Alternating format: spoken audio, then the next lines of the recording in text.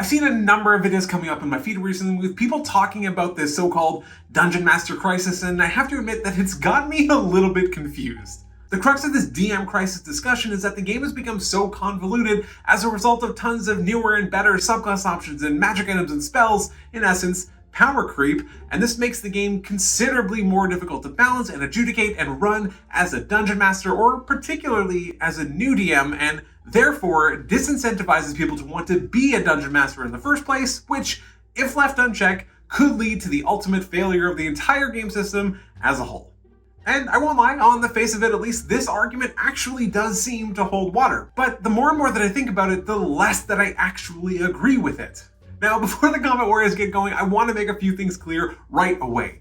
Yes, being a Dungeon Master can be extremely difficult. And yes, a countless number of new player options being made available, each more powerful than the last, can make balance also extremely difficult. Yes, being a new Dungeon Master and being faced with the mountains of source material and the challenge of running rewarding, satisfying adventures may feel like a daunting and near impossible task, and that is something that I am extremely sympathetic to. The plight of the new DM is actually something that is near and dear to my heart, and that was actually a significant factor in me even creating this channel in the first place. But now, with all that being said, I do want to try and flip this conversation on its head a little bit. I truly don't believe that this so-called DM crisis is the problem that it's being made out to be. There has and always will be a vastly disproportionate number of Dungeon Masters as compared to players, and this isn't just the norm, it's expected. If you have 10 groups that each have 4 players in them, well, now you got 40 players, but you only need at most 10 DMs to run those games. It's not complicated. Now, where it might become problematic, however, is if there is a significant downturn in the number of people willing to be Dungeon Masters for the reasons that I've listed already, or for myriad of other reasons which I will touch on a little bit later. Though, as far as I can tell at least, I don't see any substantiated evidence of any rampant decline in the number of Dungeon Masters, apart from a slew of YouTube videos telling me that there is. This is an important distinction to make, as things like this can actually have the possibility of becoming something of a self-fulfilling prophecy and actually causing more damage than anything else. But let me explain. Dungeons & Dragons is still experiencing a period of rapid growth, as it has for nearly a decade now. Sales figures are soaring, profits are rising, and we all know that Wizards of the Coast is actively looking for more and more ways to monetize this IP.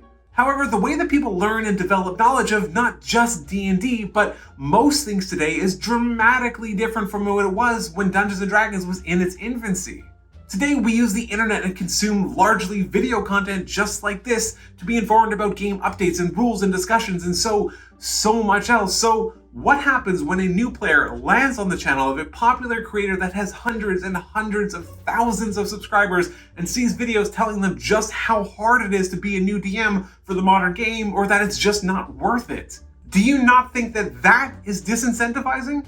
You're supposed to be the authority here, so how do you think that any new prospective Dungeon Master is going to respond when they see something like this? They might reconsider their desire to be a Dungeon Master, or possibly even abandon the entire game system as a whole without even trying it as a result of these type of videos. Now, I'm not going to sit here and put on my tinfoil hat and pretend that these channels are actively trying to push people away from Dungeons & Dragons to sway them towards some other system for quite a few reasons, honestly. And mainly, it's likely that these channels are these people's primary sources of income, so it would kind of just be silly to do that. But also, despite having these very large audiences, it's unclear how much of an impact this would really have in the big picture. They can certainly have tangible effects, that much is clear, and we have seen as much in this whole OGL disaster that's taken place over the last few weeks, but I'm really unsure of how far-reaching those impacts would be when we're talking about the scale of global sales figures. So like I said earlier, I want to flip this conversation on its head a little bit. I do not think that Dungeons & Dragons is on the verge of running out of DMs, but also, as I mentioned, I do agree that being a DM, and particularly a new one, can be an extremely challenging and overwhelming endeavor, which could potentially make someone reconsider that desire entirely. So if we take this claim at face value, then if anything, I view this DM crisis as much more of a symptom of a much larger problem, which I'll just call the player crisis, honestly, because I'm not creative enough to come up with anything better. Now, when I say player crisis here, I am obviously not talking about numbers. There are unquestionably more than enough people willing to be a player in a game of Dungeons & Dragons. What I'm referring to specifically is a crisis of expectation. This is something that I've actually discussed a few times on this channel before, and I think it can manifest itself in a few different ways, but ultimately they all kind of have the same solution. At its core, this player crisis of expectation is a result of multiple people sitting down at the table or getting together online to play the game where there is a fundamental disagreement that is often left unspoken about table philosophy, the type of game that is about to be played, boundaries, and limitations. I want to be super clear here that when I say player, I am not excluding the Dungeon Master in any way. I have always maintained that the DM is just as much of a player of the game as everyone else around the table, and everyone in the group has an equal role in establishing and agreeing to these expectations. So where is this crisis coming from then? And honestly, I think that there are two main culprits, but I'll certainly not limit it to these. I guarantee that there are plenty of other reasons as well.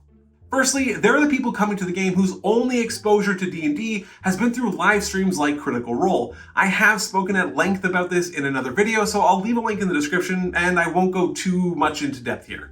Essentially, what it boils down to though is that the modern concept for what Dungeons & Dragons is, or what has become at least, is extremely story-driven with a lot of character development, involvement, and immersion. This is undoubtedly what a lot of new players want from the game, though certainly not everyone.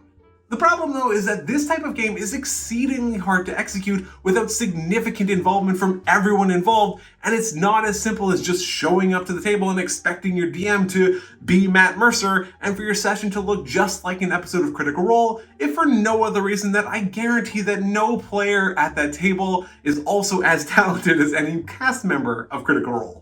I do want to emphasize here that these types of games are absolutely and unquestionably possible, and I am positive that there are many people out there enjoying them right now, but it's just certainly not for everyone, and it's nowhere near as easy as they make it look.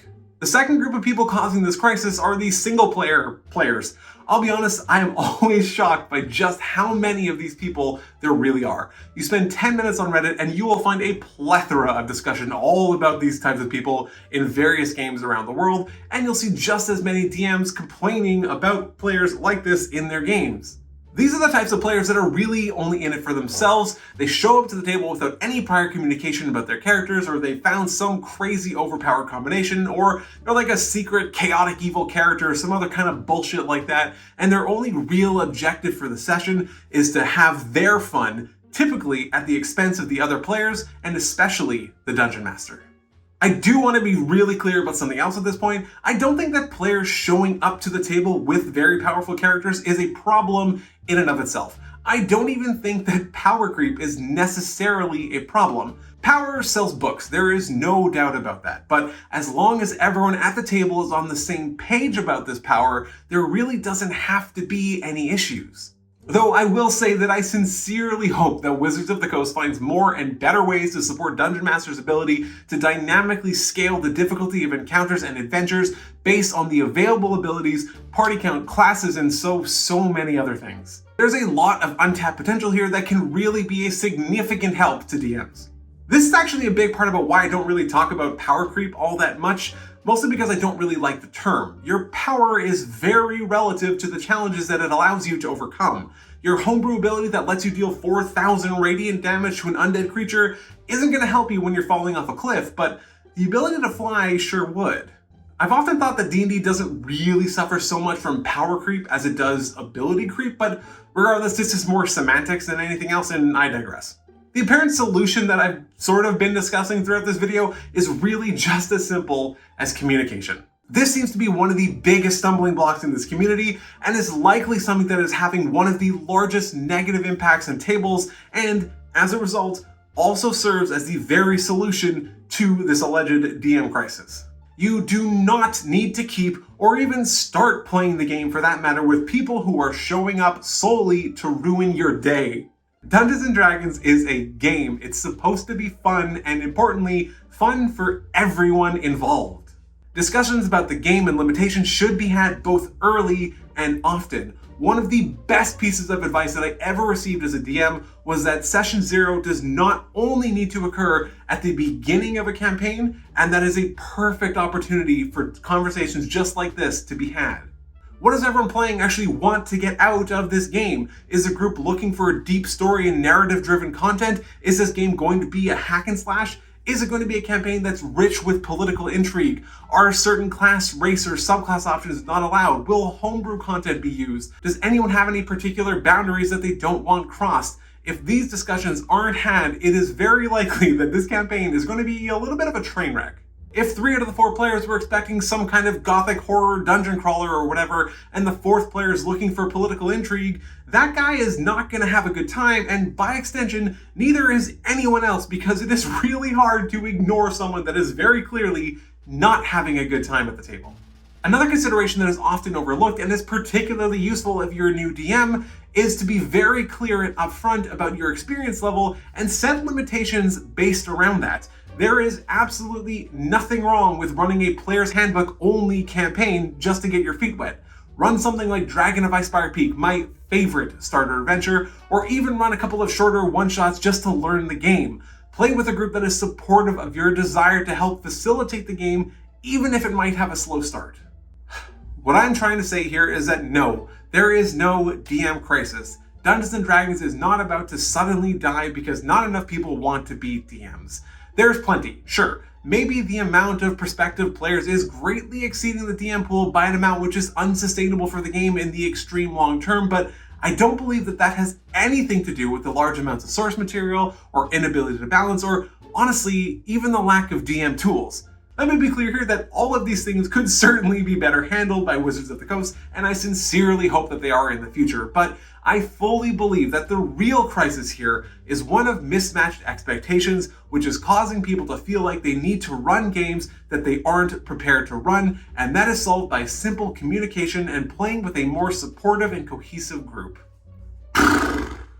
But hey, honestly, that's just my 2 cents. I would truly love to hear about just how wrong I am in the comments below. I genuinely do try to respond to as many comments as I possibly can with an open mind, so feel free. And if you enjoyed this video, and honestly, even if you didn't, I don't blame you. This was far more ranty than any of my other content normally is. So if you're so inclined, feel free to check out some of that other stuff, but otherwise, take care.